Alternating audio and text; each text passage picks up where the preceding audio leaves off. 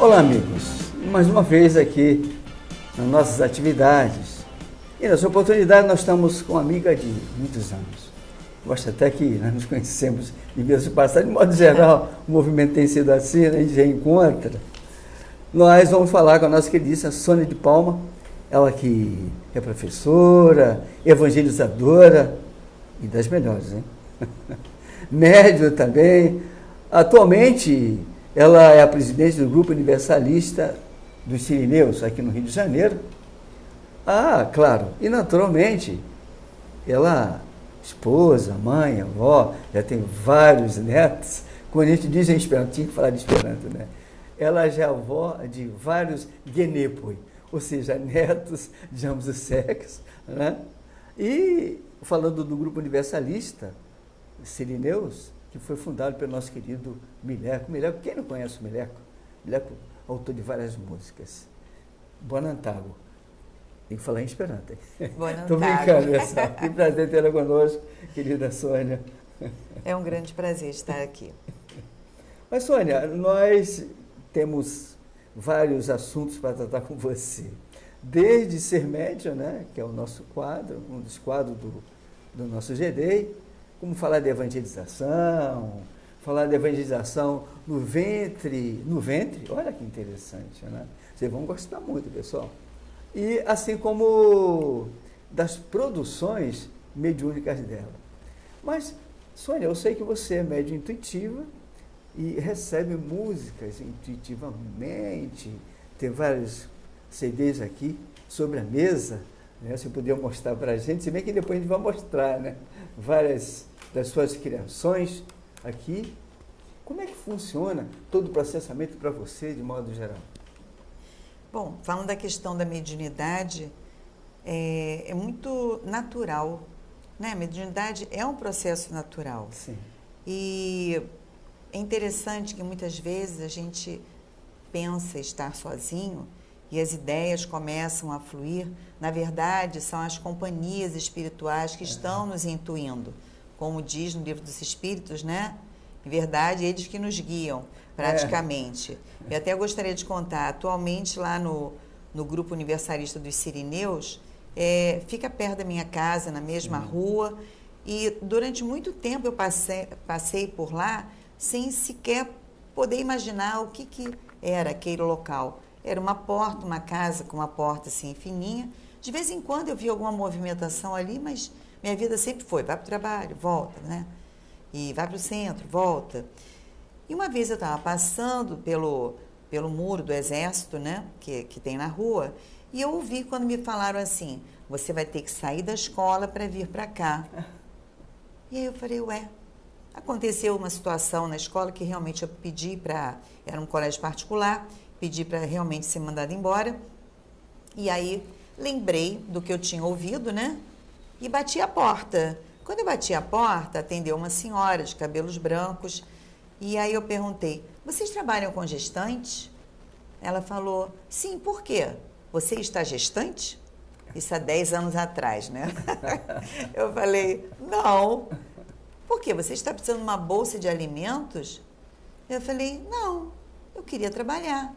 Ah, pode entrar. Abriu a porta e eu entrei. Trabalhador bem-vindo. Então, abriu a porta e entrei. E é muito interessante, porque dificilmente alguém faz isso. Imediatamente a porta foi aberta. E eu vi depois que nessa casa, né, tem uma escada na parte dos fundos. Eu já havia sonhado com aquela escada, com muitas mulheres, com muitas crianças. Então, quer dizer, existe toda uma preparação para que a gente chegue até determinado local, para que a gente desenvolva o trabalho. Sim. E nesse trabalho todo, eu sou assim muito grata à Federação Espírita Brasileira, porque aí novamente a questão intuitiva, né? Eu estava com 15 anos e havia aquelas reuniões em casa, que antigamente se fazia. Aí vinha o mentor, vinha aquele irmãozinho que precisava de tratamento espiritual, era tudo no mesmo local, né? Dentro das casas, que se fazia assim. Em 1960 e pouco, 64. E aí, já era 1970, eu falei com a minha mãe assim, mãe, eu queria ir para um local para eu poder estudar, queria ir para um centro. Ela falou, então vamos procurar. Quando Sua mãe era abrimos espírita também? Também.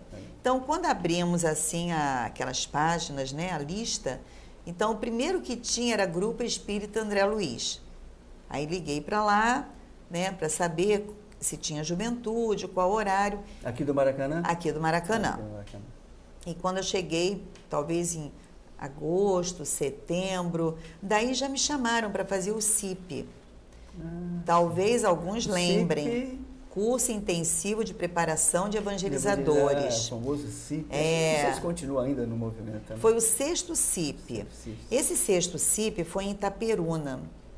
Então, naquela época, quem eram os professores? A cidade aqui do nosso interior. Pois é. Né? Então, lá em Itaperuna, nós ficamos assim, internados, né? Foi uma semana inteira, a Federação Espírita patrocinando tudo. Então, era estudo dirigido, literatura, doutrina, psicologia, artes, música. E quem estava dando aula para a gente? Cecília Rocha, Júlio César Grande Ribeiro. Sabe, então, imagina você ficar uma semana estudando da manhã até a noite. Quer dizer, foi assim um presente. Bem intensivo o trabalho, né?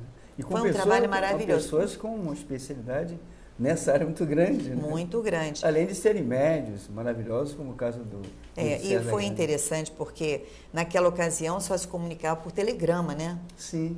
Então, mandei um telegrama para casa, mas assim, cheguei, tudo bárbaro. Beijos, Sônia. Minha avó ficou apavorada. Meu Deus, coitada da menina, só tem bárbaros naquele local. Era a gíria da ocasião, né?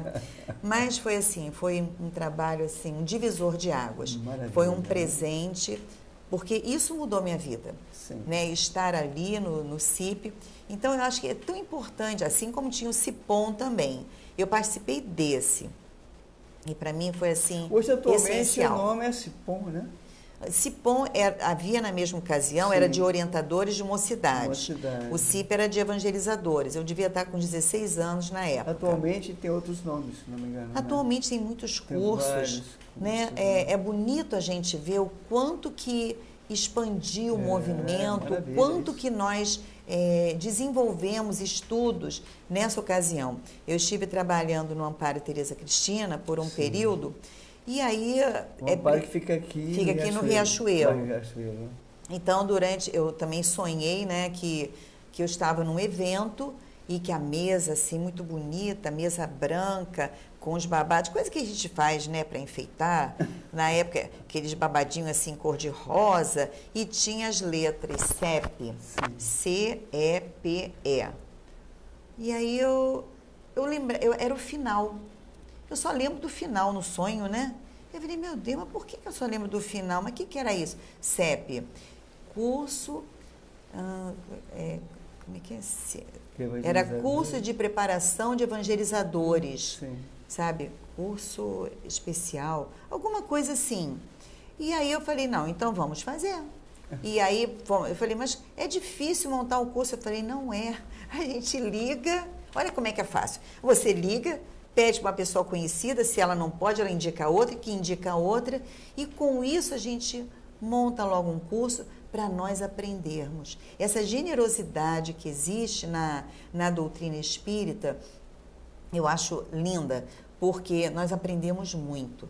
Temos pessoas de muito boa vontade que vêm de forma graciosa a nos passar conhecimento. Sim. Eu morei fora do Rio, então nessa época foi um período que eu estava assim muito triste.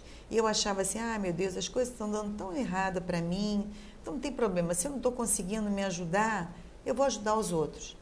Mas aí, olha o erro, né? Aí a gente pensa, eu vou ajudar os outros. Não, na verdade, a gente se ajuda. Estava sendo ajudado, na verdade, né? Então, quer dizer, eu achei que eu estava ajudando os outros, mas na verdade era me ajudando. Se ajudando, como foi bom. Foram 3 anos, né? E aí vinham os temas todos, vêm pessoas assim maravilhosas. Mas é interessante que você, pelo que você estava contando, várias dessas atividades que você faz no plano físico, você já teve no plano espiritual em forma de sonho. Na verdade, não é sonho, né? São atividades que, como diz no livro do Espírito, no livro dos médios, que são atividades nossas, né? São. Às vezes a gente pensa, está lavando uma louça e começa a conversar mentalmente, Sim. né? Está achando que está sozinho ali, não, mas eles estão nos intuindo.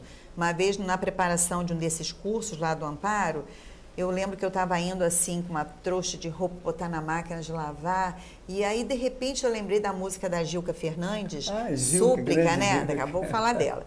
Então eu lembrei da Gilca, e aí eu falei, meu Deus, até hoje eu não ensinei a música da Gilca, Súplica, que eu gosto tanto. Muito bonita aquela música, Súplica. Imediatamente eu ouvi me falando assim, é uma música, parece que é a voz dela, é uma música muito bonita, mas não é mais para este momento. Agora é hora de nós cantarmos a esperança. As pessoas precisam de esperança. Então, é uma coisa que realmente acontece. Né? Se nós não tomarmos cuidado com os problemas, sim, a própria espiritualidade fala que se nós estivéssemos fora daqui, estaríamos de outra, mais leves, mais tranquilos, né? Mas temos muitos problemas, claro, os nossos desafios do dia a dia. E se a gente não tomar cuidado, sim, isso vai minando as nossas forças, e vem irmãozinhos também com os quais vamos estar sintonizando, isso vai nos prejudicar. Eu tenho comentado muito com os companheiros do movimento espírita, quanto uma série de situações que surgem no movimento e que nós já sabemos que já é um aperfeiçoamento do próprio trabalho no plano físico. E quantas e quantas vezes observamos em dias de agora as coisas sendo colocadas de outras maneiras, sem o pessoal muito se referenciar no que foi feito anteriormente. Acho que a gente precisa estar muito atento com respeito a isso, para que não possa o tal joio começa a entrar no trigo. Não é disso que Jesus disse? O joio e o trigo têm que estar juntos. Entretanto, temos que estar atento para que o trigo venha verdadeiramente se fazer. Às vezes é um erro, às vezes, a gente achar, porque fez errado. Sabe, se a gente olha para o passado, a gente vê assim, a pessoa fez com os recursos que tinha naquela ocasião, né? E a nossa base é Kardec. E a gente estuda, no outro dia eu estava ouvindo uma palestra e ele falava assim, acho que foi o Sérgio Felipe, eu acredito que daqui a algum tempo nós vamos precisar ler nas entrelinhas de Kardec. É importante também. Porque quanto que a gente tem ali, né? Tudo, a gente vai estudando, você vai estudar neurolinguística, você vê, tudo remete a Jesus. Exato. Né? E confirmando tudo todo aquele livro dos Espíritos. O livro dos Espíritos. Exato. Não é natural. Natural. Na verdade, são leis naturais. São leis divinas. Agora, como é que funciona todo esse processamento?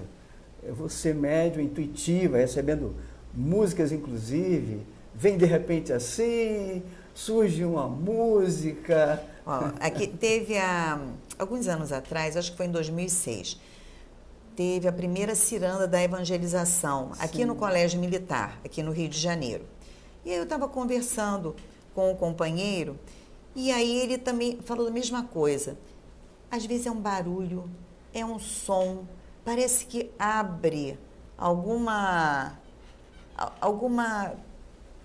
assim, faz uma conexão, aquele barulho é o que vai realmente guiar pensamento, audição para determinada música. Quando eu estava ainda lá em Mambucaba, eu morei em Mambucaba há muitos anos. Aliás, eu te conheci lá. Foi lá que nos naquelas atividades da Sônia Dias. Sônia Dias, é verdade. Ia ter um encontro que era Brasil, Coração do Mundo, Pátria do Evangelho. Até eu participei desse evento também. E aí, eu limpando a casa, né? Porque a dona de casa está limpando casa, fazendo comida, né? Cuidando das coisas. E eu estava limpando a casa, então eu lembro que eu estava fazendo assim, aquela big faxina. Tudo para o alto, né? Balde, pano de chão. E, de repente, eu comecei a me sentir crescendo. A casa era baixa, né? Era daquele tipo assim, menor, pré-fabricada, mas parecia que o meu amor era tão grande pelo Brasil, eu me sentia tomando todo aquele espaço ali. E aí eu comecei a ouvir Aquarela do Brasil. E naquela ocasião eu não ouvia muita música brasileira, porque porque eu sou professora de inglês, então sempre fui ouvindo ou músicas clássicas, músicas internacionais, que eram com as quais eu trabalhava, né? E eu fui ouvindo Aquarela do Brasil e aquela vontade de escrever. Peguei um lápis no meio da limpeza toda da faxina, comecei a escrever a letra. E aí aconteceu o encontro, nesse encontro tinha o Formiga, a Sônia Formiga, a tia Vilma, tio Wilson, tinha a Darcy, pessoas assim que eu lembro na hora, Muita né? gente do movimento, né? Muita gente do movimento. Como é o caso da tia Vilma, por exemplo? Pois é, aí estava lá, tinha um rapaz sentado e eu perguntei, e eu com aquela letra, né, que estava pronta, que eu tinha ouvido em casa. A Zezé, que é lá de Irajá. A Zezé é irmã da Sônia Dias. Ou não? Não. Outra a Zezé, ela é cantora lírica, do Humildade e Amor. Isso. E aí, todos eles lá, né? Não, aí o que aconteceu? Eu passei por um rapaz, ele estava sentado assim com o violão, eu perguntei, você toca? Ele é um pouquinho. Eu nem sabia que era o César Carvalho. Depois ele mudou para Brasília atualmente? Foi para Brasília, desenvolveu um trabalho assim lindíssimo da divulgação dos direitos autorais, né? A necessidade de registrar as músicas. Eu cheguei a me reunir com ele, Ariovaldo, não sei se Marielza, todo o pessoal do movimento. Porque naquela ocasião se perdiam as músicas, iam sendo divulgadas, não sabia de quem era, né? E aí ficou ele e tio Wilson tocando Aquarela do Brasil. Um fazia uma parte, outro outra, aquela maravilha de violões de exímios musicistas, né? E aquele coral formado por essas pessoas tão queridas, né? Cantando. Ficou muito linda a letra, né? A letra veio totalmente inspirada. Recebi a letra em cima da melodia da Aquarela do Brasil. Maravilha. No ano seguinte, o que aconteceu? O encontro se chamava, novamente, o CONGEM, que era Confraternização de Jovens Espíritos em Mambucaba, que deu origem ao CONGEAR, que existe hoje em dia, que é a Confraternização de Jovens Espíritos de Angra dos Reis, mas começou em Mambucaba. E aí, no ano seguinte, o encontro era Brilha a Vossa Luz. E eu estava à mesa, né, junto com a Gilca Fernandes, junto com a tia Vilma. Tem uma música, inclusive, feita pelo Lourenço, Brilha a Vossa Luz. Não sei se você conhece. Lá do Irajá também. Essa não conhece. Muito legal. E aí, em determinado momento, a Sônia Dias falou, Sônia, vai lá apresentar. Aí eu pensei assim, mas eu não tenho nada. Ela falou, uma das suas músicas. Aí eu pensei, vou falar a letra, que já tinha vindo, né? E a letra fala assim, Brasil, minha pátria adorada, terra idolatrada do luzeiro de esperanças. É o Brasil de tanta gente que perpassem em nossa mente, é o Brasil, terra de Osana, terra, fonte de paz e bonança. Brasil, cujas riquezas deslumbrantes, que depredadas foram antes, ainda estão a aparecer. Terra de vegetação luxuriante, onde o verde é tão constante, riscado por rios e mar. Esse é o Brasil do brasileiro, povo feliz e trigueiro, terra e pátria do cruzeiro. E continua, né? E eu fui declamando, né? Quando eu voltei para a mesa, aí a Gilca falou assim, Sônia, eu não sei porquê, mas você tem uma ligação muito especial com Ari Barroso. Aí eu lembrei, eu falei, não, sabe o que é? Que essa letra é dele.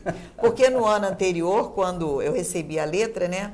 Naqueles passeios que a gente dava assim ali pela vila, conversando com a Zezé, lá de Irajá, mostrei a letra, ela falou assim, Sônia, essa é a letra que o Ari Barroso gostaria de ter escrito. Só que naquela época ele não tinha esse conhecimento. Então, quer dizer, aquele amor todo, toda aquela expansão que eu senti, né, do perispírito naquela hora, foi a presença dele mandando a letra.